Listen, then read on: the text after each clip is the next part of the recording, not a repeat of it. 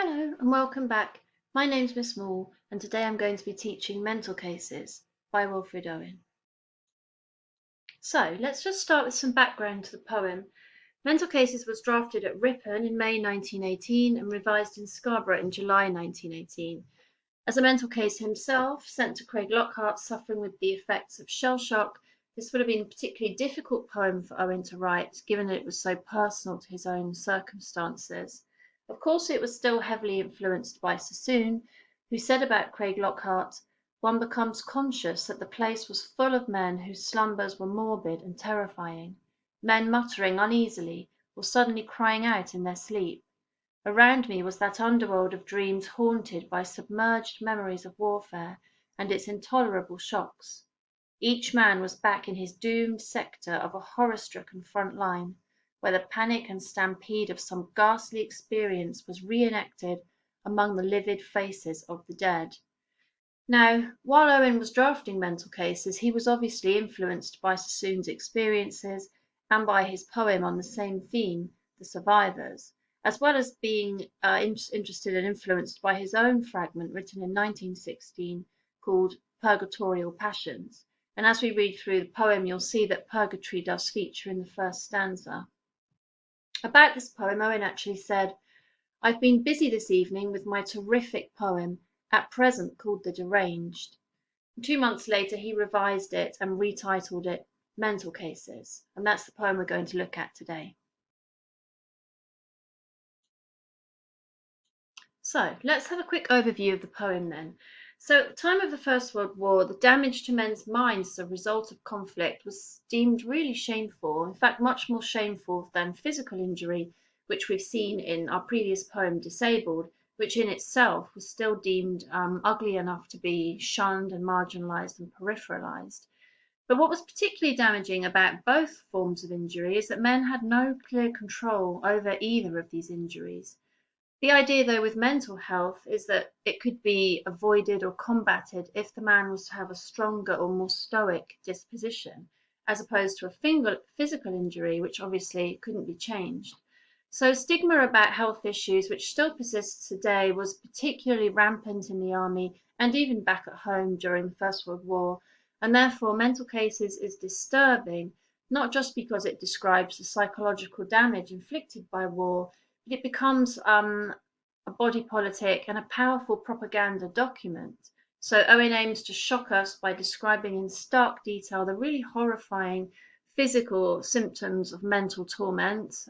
Anyone with a mental health issue will know that it does impact your physical health as well. And just like the soldiers in Dulce et Decorum Est and the Sentry and Disabled, Mental Cases shows the transformation of men who've been in their prime to absolute shadows of their former selves. And in that sense, it's a really difficult poem to read. Now, just a few facts. The title refers to the official terminology for soldiers invalided by mental illness, so they were deemed mental cases. And this obviously seems, quite a bureaucratic label and would be seen as offensive by today's standards, but this just echoes the reality of the stereotypes that these men encountered at the time. They were regarded as cases, as medical cases to be solved or to be treated, and they weren't regarded as individuals suffering with their own mental health. Now, in some ways, Mental Cases is a really good comparison piece to Disabled, and it will be worth you thinking about what the comparisons and contrasts between these two poems are, particularly as ultimately we're preparing for our written piece of coursework, which is a comparative essay, and these two would go nicely together. Now, where Disabled concentrates on the physical injuries of war, Mental Cases obviously focuses more on the psychological and emotional damage of warfare.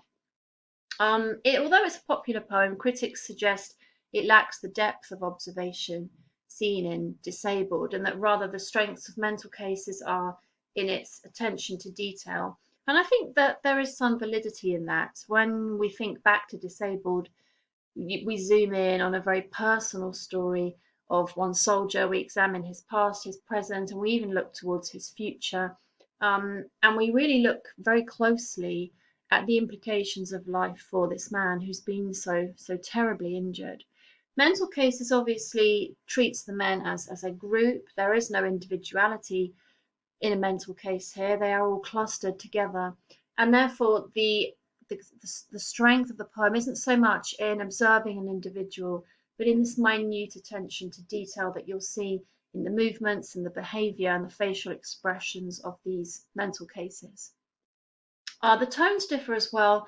So whereas the poetic voice in Disabled is quite solemn and has a detached and rational tone, occasionally almost reportage in its style, the observing voice in mental cases is much more stressed, much more harangued, and this is implicated in the experience, which is more involved. So where Disabled works through understatement, mental cases is a much more savage and animated poem.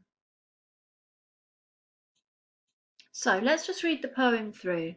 Mental Cases by Wilfred Owen. Who are these? Why sit they here in twilight? Wherefore rock they, purgatorial shadows, drooping tongues from jaws that slob their relish, baring teeth that leer like skulls' teeth, wicked, stroke on stroke of pain? But what slow panic gouged these chasms around their fretted sockets? Ever from their hair and through their hands' palms misery swelters. Surely we have perished sleeping, and walk hell. But who these hellish? These are men whose minds the dead have ravished. Memory fingers in their hair of murders, multitudinous murders they once witnessed. Wading sloughs of flesh these helpless wander, treading blood from lungs that had loved laughter. Always they must see these things and hear them, batter of guns and shatter of flying muscles, carnage incomparable, and human squander rucked too thick for these men's extrication. Therefore still their eyeballs shrink tormented back into their brains, because on their sense sunlight seems a blood smear, night comes blood black, dawn breaks open like a wound that bleeds afresh. Thus their heads wear this hilarious, hideous, awful falseness of set smiling corpses. Thus their hands are plucking at each other, picking at the rope knots of their scourging, snatching after us who smote them, brother, pawing us who dealt them war and madness. So let's just have a quick look at the structure of the poem and the way the stanzas are organised. So this poem is divided into 3 distinct stanzas, each showing the predicament of those who have been incapacitated by the shell shock and are suffering this emotional and psychological disturbance. So the first stanza sets the poem up, establishes the theme and setting, introduces the subjects, who are the mental cases, and asks questions about the patients being observed by Owen and whoever he's speaking with, and we're presented with truly horrifying images of suffering. Stanza 2 is slightly different in that it answers the who, why, and wherefore questions posed in the first stanza and tries to discover why the patients exhibit such torturous behaviour. And stanza 3 is something of a conclusion to the previous 2 stanzas. So it determines that the situation set up in the first stanza, where we are introduced to the mental cases, is actually a result of the events presented in the second stanza. And the second stanza is a flashback of sorts and presents the horrors the men have seen at battle. And therefore, they behave in this disturbing way towards the officials, Owen and his companion, who were or are indirectly responsible for their condition.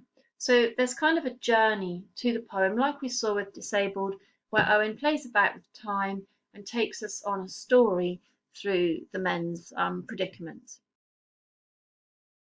So let's have a look at stanza 1. Now, this stanza opens with 2 rhetorical questions in the first line, questioning the identity of these men who are drooling and rocking and slobbering in the traditional stereotypical form of the man who's mentally ill. So who are they, and why sit they here in twilight? So the who and the why obviously stress the fact that the soldiers are incapacitated and barely recognizable. You'll notice also the collective nouns here, these and they. These emphasize how the soldiers have lost their individuality and just become nameless, faceless casualties of war. And even Owen himself, who was invalided out of war as a mental case, Even he barely recognizes them as human. Who are these? Why sit they here in twilight?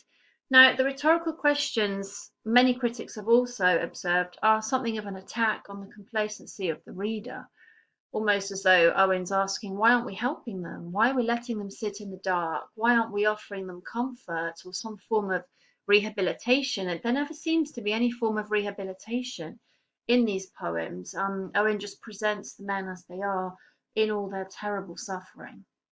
Now, the word twilight in this first line is also significant and might reflect the growing darkness in the men's minds, or also a kind of in between transitional state. These men are like ghosts now, trapped in a living death or a living hell, which is not of their own making, a no man's land of sorts. These men have no idea where they are, and that's why they're ghostly, a little bit like the ghastly figure that we saw in the poem Disabled. And you could always pause here and go back to Disabled and have a look at the way the veteran is presented there as this kind of ghastly, ghostly figure.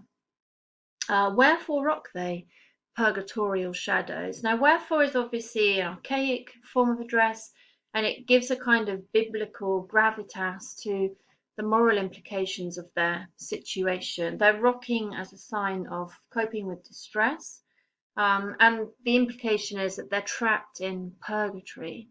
And purgatory, of course, again, is a transitional stage, a kind of in between stage before moving on to the next life. And I think that obviously links to the idea of twilight and suggests that these men are trapped in a hell of sorts and are unable to progress forward, are unable to make any progress. So this really gives a successful impression of the mental cases and the institution as a place of suffering and punishment. Their sins cannot be worked through because they're not sins of their own making, but rather they're sins of a higher power, those who generated war. So they really are trapped between worlds, between heaven and hell, between sanity and insanity, and it seems as though there's no hope of salvation for them. So let's just change the slide.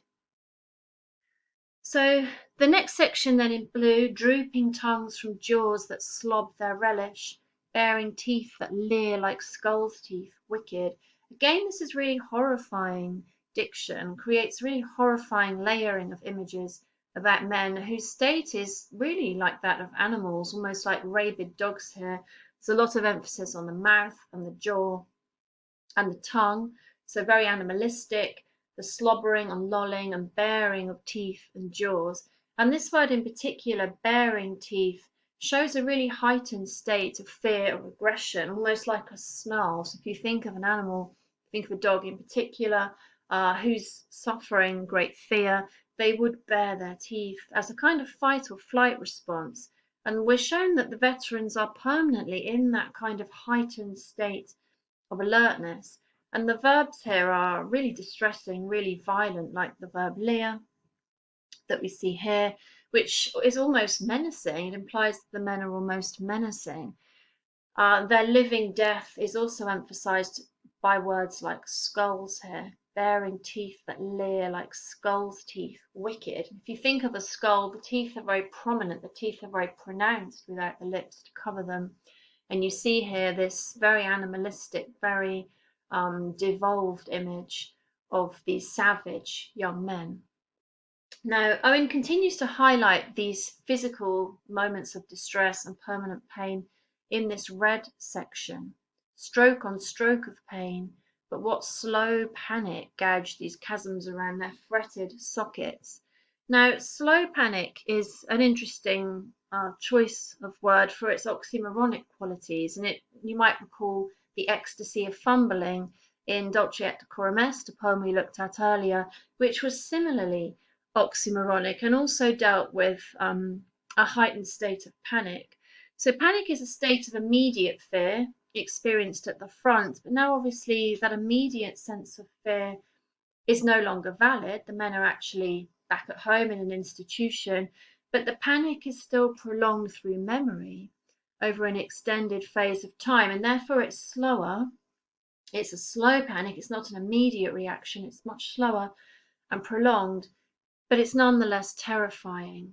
Again, words like sockets, you can see that links to the skulls here, emphasize the corpse-like nature of the men, and the verb fretted, their fretted sockets, emphasizes the torment and distress that they're under.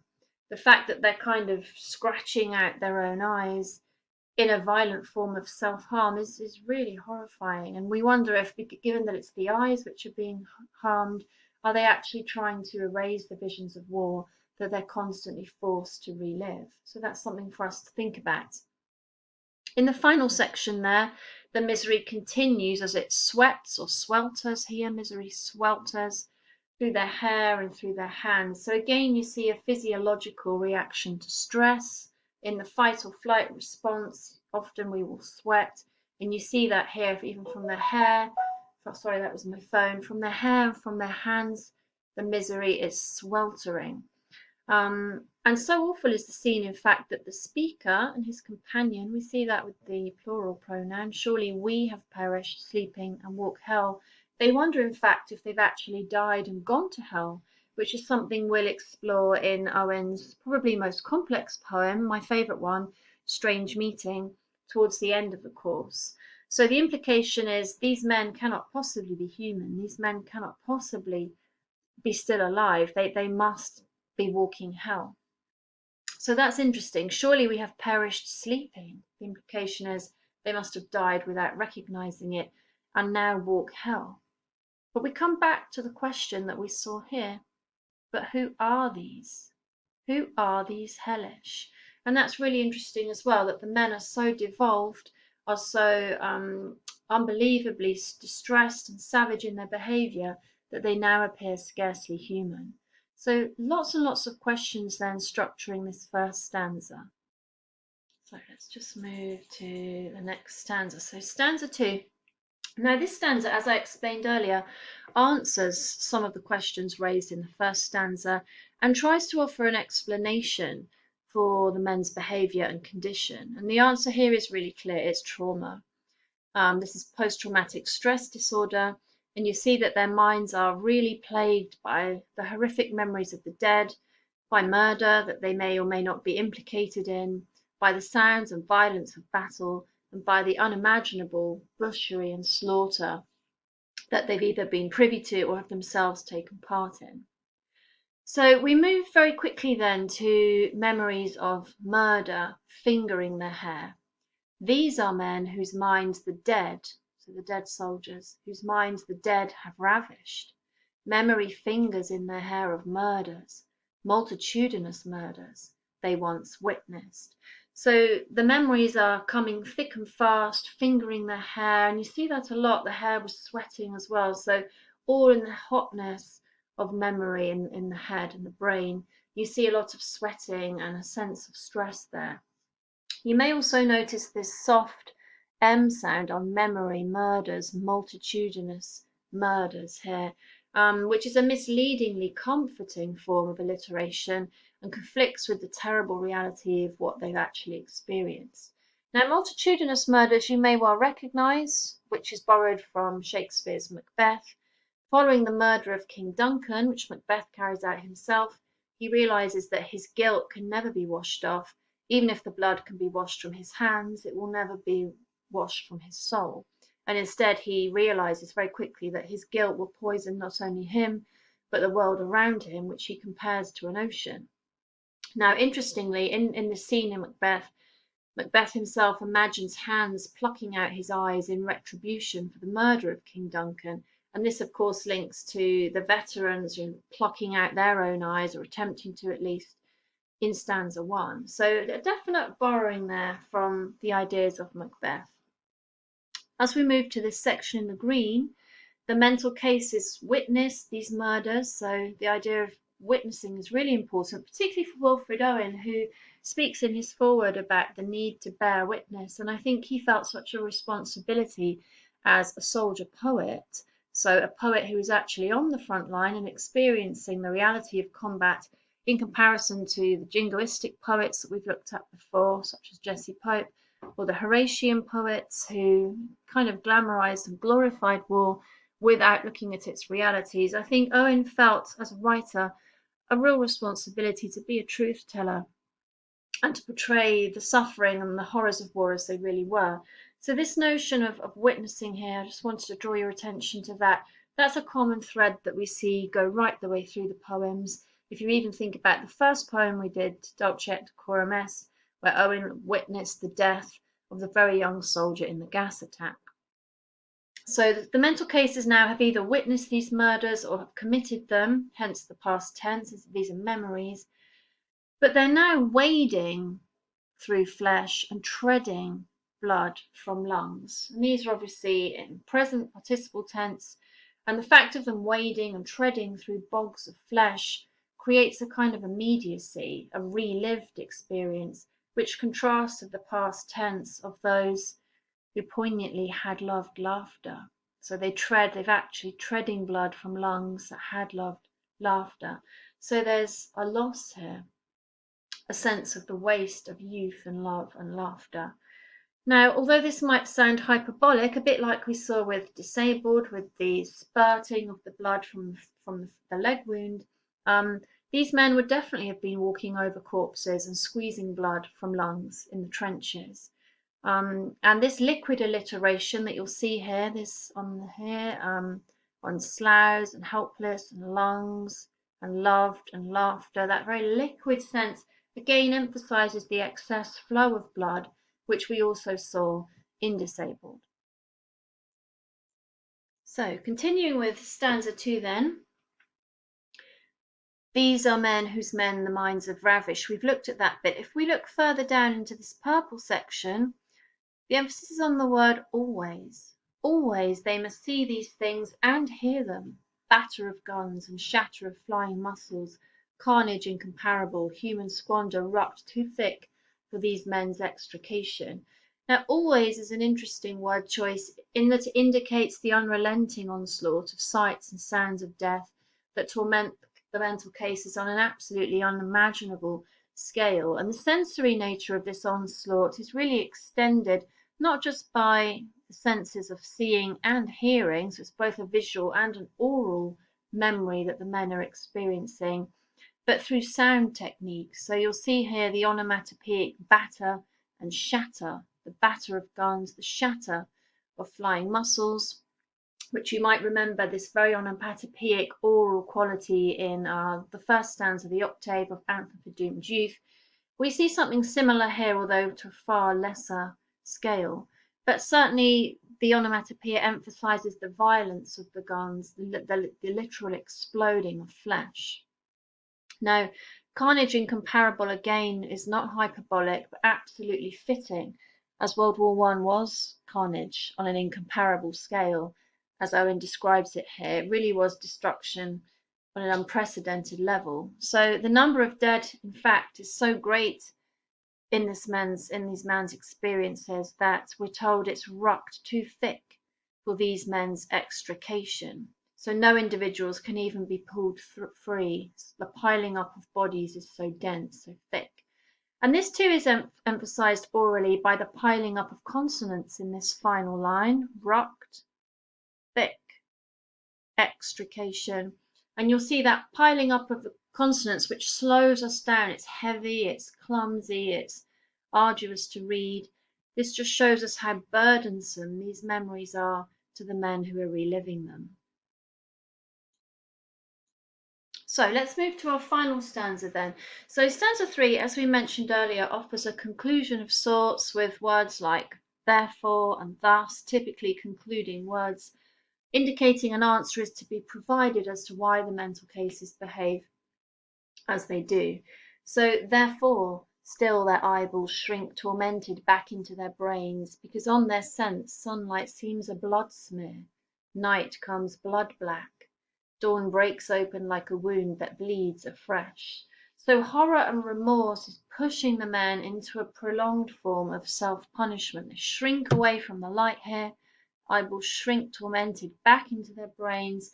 And light, of course, which we've seen in the poem Futility, Move Him into the Sun, light is usually a source of healing or renewal. But now in this case, light seems like a blood smear. It comes almost as a source of dread to the men. And this is echoed in the simile, dawn breaks open like a wound that bleeds afresh. So the morning brings no relief from torment, but just reopens the wounds that are already festering and begins the cycle, and apologies for the typo there, begins the cycle of self-castigation or self-harm, self-punishment again. So even with the coming of dawn, as we've said, traditionally a time of peace or of regeneration, that just is a source of fear to these men in that it reawakens their memories. You'll notice as well the plosive alliteration that creates a really abrupt and sharp and shocking effect here. The back brains because blood, black, breaks, bleeds. Very, very sharp, very abrupt, very powerful sense of plosive use there. So at this point, then we move to our second conclusion word, thus. Thus their heads were, this hilarious, hideous, awful falseness of set, smiling corpses. And the thus informs us that for the above reasons, particularly those in stanza 2, these men are reduced to hilarious, because I guess they must seem in some ways amusing to an observer. Hilarious, hideous, awful, false, set, smiling corpses. And you'll note here the voiceless glottal fricative on the H, we've seen in other poems, heads, hilarious, hideous, which gives a kind of breathy, hushing sound. And that's the aim of that is to create a kind of secretive effect, kind of hidden effect to the men's condition, almost as though they're an embarrassment to be moved out of sight. Certainly they live a half-life, a living death, possibly drugged, certainly hidden as an embarrassment. And here you can think about disabled. You could make a nice link here in your essay, in fact, with disabled, where the ruined body of the soldier who has presumably given his all in war is relegated to the peripheries of society and is very much ignored, very much just left alone to suffer. So you'll see here that continuous connection between the two poems. Okay, so towards the final part then of stanza 3. So you'll see here a second thus transitions us into the final and most distressing lines of the stanza. Thus their hands are plucking at each other, picking at the rope knots of their scourging, snatching after us who smote them, brother, pouring us who dealt them war and madness. And you'll see the animalistic behaviour and actions of the men, which take us back here to the violence of the opening stanza. So the verbs here are quite frenzied and aggressive, predominantly in the participle form again, plucking, picking, snatching, pawing, for example, which is Owen's favoured verb choice in so many of these poems. So you'll see this in Dolcet Decorum Est and in Disabled, and in so many of the others. So their hands are forever restless. You'll notice the hands, which are always talked about here, are plucking and picking and snatching and pawing and so on. And that they can't be at peace. There's seldom any rest or relaxation for them. The plucking and picking, of course, both at each other and themselves, are further forms of self-mutilation or self-harm. And this is echoed in this kind of self-flagellation we see here, self-harm. And also, this is an interesting choice of word, the rope knots of their own scourging. You see here this knotted rope emphasizes their knotted states of mind. They're tangled up. They can't get out of their own confusion and their own turmoil. The final 4 lines have, I guess you could call it kind of a lecturing tone or a hectoring tone, almost as if we're being asked to directly recognize our own accountability in the fates of these soldiers. And that can be shown in words such as us, which we see twice here, and also in the word brother. Almost as though Owen is introducing a kind of blame here towards the us of the poem. Again, the us is variable as to who the us could be. So ostensibly it could be the speaker and his companion who are actually living the poem and walking through the corridors and observing these men. But perhaps it could also include the complacent civilian, certainly the government, who we see the mental cases snatching and pawing at. And in their agitation, they're willing to grab at anyone who passes them. And Owen implies those who pass them, that presumably the officials, are the ones who are the real cause of their misery. So this verb smote, meaning to strike or hit, stresses the men's anger towards those who facilitated war. Now in this final line, those who dealt them who dealt them war and madness, he links those two concepts together, war and madness, as though the former causes the latter, a kind of cause and effect relationship. He also implies that rather than being mad, the veterans are the ones who are sane for showing such an extreme reaction to the atrocities of war. We should all, Owen suggests, be questioning the legitimacy of such slaughter and thinking about how it could be avoided. We do, however, in this final stanza, as well as the kind of lecturing tone that we very much see in Dulce et Decorum Est, when Owen launches his savage invective at Jessie Pope, we do see a kind of pity in this poem, and it's probably most evident here in the last stanza, where the terrible actions of the men are certainly seen to be beyond their control, and their status as victims is very much apparent. Okay, so just a few final thoughts then to finish off. So, Mental Cases is quite a difficult poem to read and not always one of the most popular ones. And I think that's both because its theme is difficult, but also the form is a difficult one to both read and to really make meaning from. So there's a lack of any kind of rhyme scheme, and that emphasizes the grave subject matter of the poem and obviously takes away any sense of cheeriness. But again, the kind of gravitas, the serious, horrific nature of this poem is reflected in the irregularities of form and within the rhythm of the poem. And the long and heavy stanzas are irregular length, which means there's no chance really to develop a rhythm, there's no chance to develop a feel for the poem, which makes it quite difficult to read. Prolonging the final stanza to 10 lines when the first and second stanzas are only 9 also feels a little bit unsettling and awkward, and this reflects the permanent wretchedness of the men and the endless misery they need to endure. And even the grammar sometimes is awkward in this poem or distorted in phrases like, why sit they here in twilight? So almost kind of like archaic in the organization of the words. And this reflects the breaking down of order and control. So just like we saw in Anthem for Doomed Youth, where Owen manipulated the sonic form, Owen has no intention here of making this poem comfortable to read, just as there is to be no comfort for these ruined men. So that's something you can have a think about and perhaps look back at Anthem for Doomed Youth, where you see something similar going on, even in Futility as well, actually, with the playing around with the meter and the rhythm of the poem. Anyway, I think I'll leave it there for now. So hopefully you found this useful and hopefully you'll tune back in for the next one. Thank you for watching.